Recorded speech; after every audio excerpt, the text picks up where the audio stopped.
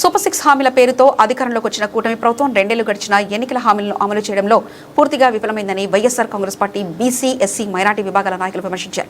స్థానిక వియల్పురంలోని పార్టీ కార్యాలయంలో మంగళవారం నిర్వహించిన మీడియా సమావేశంలో వారు మాట్లాడారు.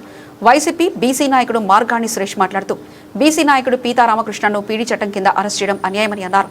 ఎన్నికల హామీలు అమలు చేయాలని ప్రశ్నించిన వారిపై అక్రమ కేసులు పెట్టడం, అరెస్టులు చేయడం ప్రజాస్వామ్యానికి విరుద్ధమని విమర్శించారు. పార్టీ సిటీ మైనార్టీ నాయకుడు కరీం ఖాన్ మాట్లాడుతూ రాష్ట్రంలో మైనార్టీల సంక్షేమం, అభివృద్ధిని ప్రభుత్వం పూర్తిగా నిర్లక్ష్యం చేస్తుందని ఆరోపించారు. ముస్లిం మైనార్టీల పట్ల వివక్షతతో వ్యవహరిస్తుందని పేర్కొన్నారు. రాజకీయ ప్రత్యర్థులను లక్ష్యంగా చేసుకుని అనుచిత వ్యాఖ్యలు చేయడం సరైన పద్ధతి కాదన్నారు.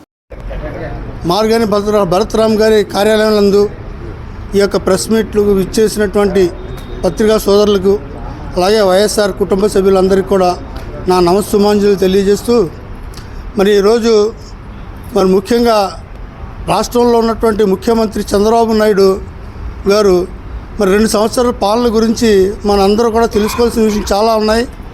వారు చెప్పినట్టు హామీలు ఏవి కూడా ఇవాటి వరకు అమల్లో జరగలేదు, అమల్లో రాలేదు. మరి ఇలాంటి పరిస్థితుల్లో రాష్ట్రాన్ని దోచుకుంటాం తప్ప దాచుకోవడం అంటారు చూసారా, అలాంటివన్నీ కూడా వాళ్ళు తండ్రి కొడుకులు వాళ్ళ యొక్క కుటుంబ సభ్యులు అందరూ కూడా బాగుపడడం కోసమే ఈ రాష్ట్రంలో అధికారం చేపట్టినట్టుంది. ముఖ్యంగా చెప్పాలి అంటే కాకినాడ రూరల్ ఎమ్మెల్యే మొత్తం నానాజీ ఈరోజు పత్రికా సమావేశం పెట్టి జగన్మోహన్ రెడ్డి గారిని, మాజీ ముఖ్యమంత్రి జగన్మోహన్ రెడ్డి గారిని దూషించడం, ఏకవచనంతో మాట్లాడడం, ఇది ఎంతవరకు సమంజసం ఒకసారి ఆలోచించాలి. తన జీవితం సరిపోదా? రెస్టారెంట్ రామన్ కార్పొరేటర్గా ఆ కాకినాడ నగరంలో ఏ మూల నుంచైనా మా వైఎస్ఆర్ పార్టీ సభ్యుడైనటువంటి కార్పొరేటర్ మీద నుంచి నగమను ఛాలెంజ్ చేసి చెప్తున్నాను నేను ఈరోజు. అలాంటిది 19 ఏదో అధికారం కోసం, రాబోయే రోజుల్లో ఏదో మినిస్ట్రీ కోసం, దేనికోసం ఆశపడి ఏకవచనంగా ఈ రకంగా మాట్లాడడం అసలు ఏమాత్రం సమంజసం కాదు. దానికి తగిన గుణపాఠం రాబోయే రోజుల్లో చెప్తూ నాకు సెలవు తీసుకుంటున్నాను. జై హింద్. పార్లమెంటరీ బీసీ సెల్ అధ్యక్షులుగా ఉన్న పితాన్ రామకృష్ణని అక్రమంగా అరెస్ట్ చేయడం జరిగింది. ఎందుకు అక్రమంగా అరెస్ట్ చేయడం జరిగింది అంటే, గతంలో ఆయన మీద కేసులు 12-13 కేసులు ఉన్నాయి. అందులో 10 కేసులన్నీ కొట్టేయడం జరిగింది. రౌడీ షీట్ కూడా లేదు. 2 కేసులు ఆయన పెండింగ్లో ఉన్నాయి. అది ఎందుకు దాన్ని చూపించి పీడీ యాక్ట్ పెట్టారో అర్థం అవడం లేదు ఎవరికైనా. జరిగింది ఏంటంటే, 40 వార్డులో కొంతమంది ఎంపీ గారిని వార్డులో ఎలా తిరుగుతారు అని సంబోధించడం జరిగింది. తెలుగుదేశం సంబంధించిన వ్యక్తులు ఒక పార్లమెంటు సభ్యుడిని, అత్యున్నతమైన చట్టాలు తయారు చేసే పార్లమెంటుకైనా పనిచేసిన వ్యక్తి ఎంపీగా, అటు వ్యక్తిని పట్టుకుని వార్డులో తిరగొద్దు, వీధుల్లో తిరగొద్దు అనడానికి ఎవరికి హక్కు లేదు. రాజ్యాంగం కల్పించిన వ్యక్తి ఆయన. 7 నియోజకవర్గాలు 20 లక్షల మందికి ప్రాతినిధ్యం వహించిన వ్యక్తి ఆయన.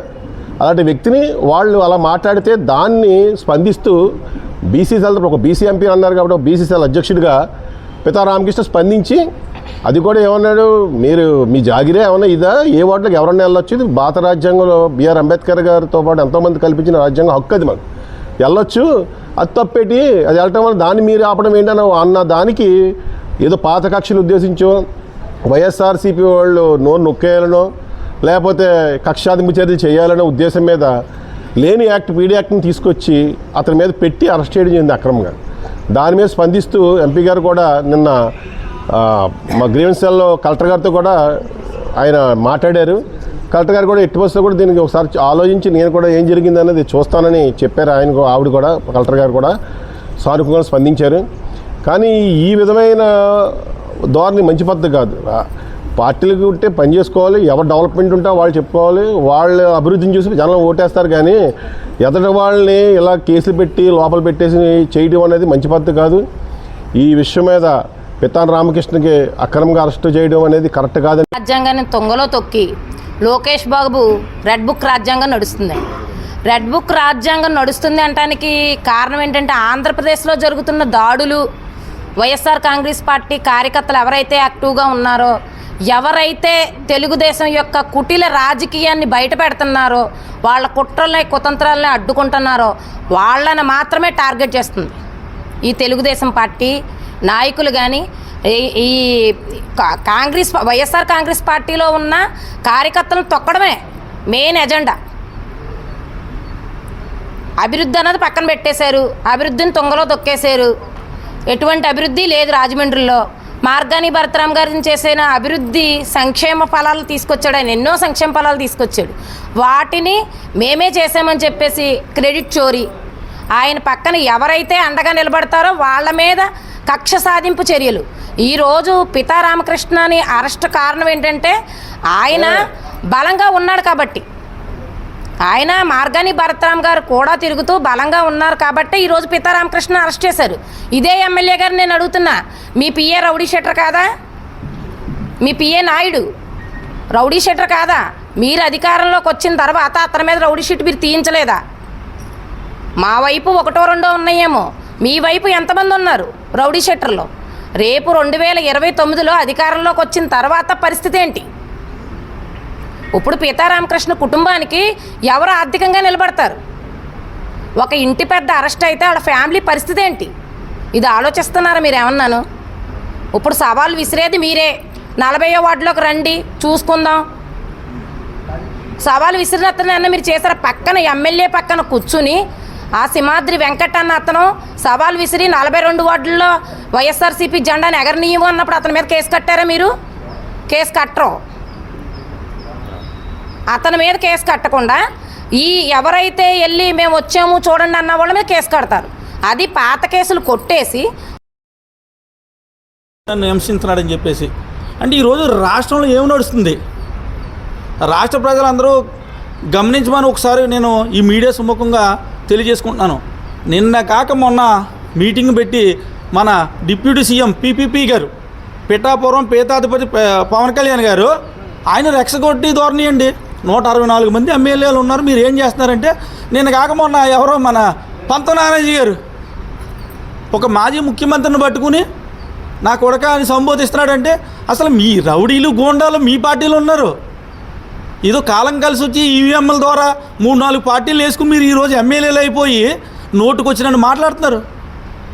హోంమంత్రిగా ఇప్పుడు పవన్ కళ్యాణ్ గారు చెప్తున్నారు ఏమని, ల్యాండ్ ఆర్డర్ నాకు ఇవ్వండి, హోంశాఖ నాది కాదు, హోంశాఖ నాకు ఇవ్వండి అంటే వనిత గారు హోంశాఖ ఫెయిల్యూర్ అనే కదా మీ ఉద్దేశం? ఈరోజు ఒకటండి, ఆ రోజు లోకేష్ గారు కానీ పవన్ కళ్యాణ్ గారిని 3 పార్టీలు కలిపితేనే కానీ ఎమ్మెల్యే అవ్వలేదండి వాళ్ళు. లోకేష్ గారు కూడానే 2019లో ఓడిపోయాడు ఆయన. 2014 వాళ్ళ నాన్నగారు ఎమ్మెల్సీ ఇస్తే మంత్రి పదవి తీసుకున్నాడు. జనాల నుంచి ఏం రాలేదండి, ఇప్పుడే అది 3 పార్టీలు కలిపితే ఆయన ఎమ్మెల్యే అయ్యారు. ఈరోజు మా నాయకుడు నా ఎస్సీ, నా బీసీ, నా మైనారిటీ అని గర్వంగా చెప్పుకున్నాడు. ఈరోజు కనీసం ప్రతిరోజు కూడా కులాల మీద మతాల మీద రాజకీయం. అరే బాబు పెన్షన్ రాలేదు, 2 ఇయర్స్ అవుతుంది, కొంత పెన్షన్ పెట్టలేదు అంటే వాళ్ళ మీద దాడి చేయడం.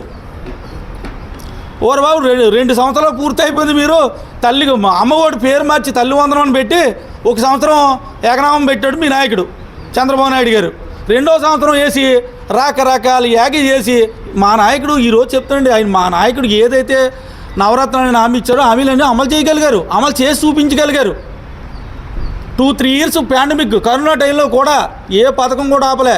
ఈరోజు ఆ గవర్నమెంట్ అప్పుడే బాగుంది అని ఈరోజు భారత రాజ్యాంగంలో రాసినటువంటి రాజ్యాంగం గురించి నేను మాట్లాడుతున్నాను. ఎందుకంటే డాక్టర్ బిఆర్ అంబేద్కర్ రాసిన రాజ్యాంగం ఒక కులానికి, మతానికి, ఒక జాతికి సంబంధించింది కాదు, అన్ని కులాలకి సంబంధించిన రాజ్యాంగం. ఇవాళ ప్రపంచ దేశాలన్నిటిలో క్రోడీకరించి స్టడీ చేసి భారత రాజ్యాంగం ఈ విధంగా ఉండాలా, ఈ విధంగా ఉంటే నా ప్రజలు సఖ్యక్షేమంగా ఉంటారని చెప్పి మహానుభావుడు రాసి రాజ్యాంగాన్ని అమలు చేయాలి. కానీ రెడ్ బుక్ రాజ్యాంగం అని, దళితుల మీద దాడులని, మామూలు ఈ విధమైనటువంటి హింసాకాండ చేస్తున్నారనే దళితులు ఇవాళ ఓటు బ్యాంక్ ఇచ్చింది కూడా అంబేద్కరే. అంబేద్కర్ ఒక దళితుడికే ఇవ్వలేదు ఓటు బ్యాంకు, మొత్తం అన్ని క్యాస్ట్లకి ఓటు బ్యాంక్ ఇచ్చినటువంటి మహానుభావుడు ఆయన. ఇవాళ ఇంతకుముందు ఓటు బ్యాంక్ ఎలా ఉండేది, ఇన్కమ్ ట్యాక్స్ రిటర్న్ ఫైల్ చేసే వాళ్ళకి పెద్ద వాళ్ళకే ఉండేది ఓటు బ్యాంకు. అలాంటి ఓటు బ్యాంక్ కాదు, మొత్తం అందరికీ ఓటు బ్యాంక్ ఉండాలని చెప్పి రాజ్యాంగంలో పొందుపరిచినట్టు మహానుభావుడు అంబేద్కర్. అటువంటి రాజ్యాంగాన్ని అమలు చేయకుండా రెడ్ బుక్ రాజ్యాంగం, ఇంకో బుక్ రాజ్యాంగం అని చెప్పి దళితుల మీద ఊసకోతకు వచ్చి దళితులను బాధ పెట్టడం ఎంతవరకు సమంజసమని నేను అడుగుతున్నా.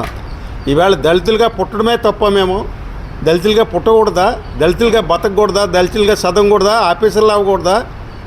ఈ విధమైనటువంటి క్యాడర్ మాకు వచ్చింది కాబట్టి మాకు చదువు కూలి పని తప్ప వేరేలో ఏం లేదు. మాకు ఇంక చదువుకుంటాం లేకపోతే కూలి పనికి వెళ్తాం.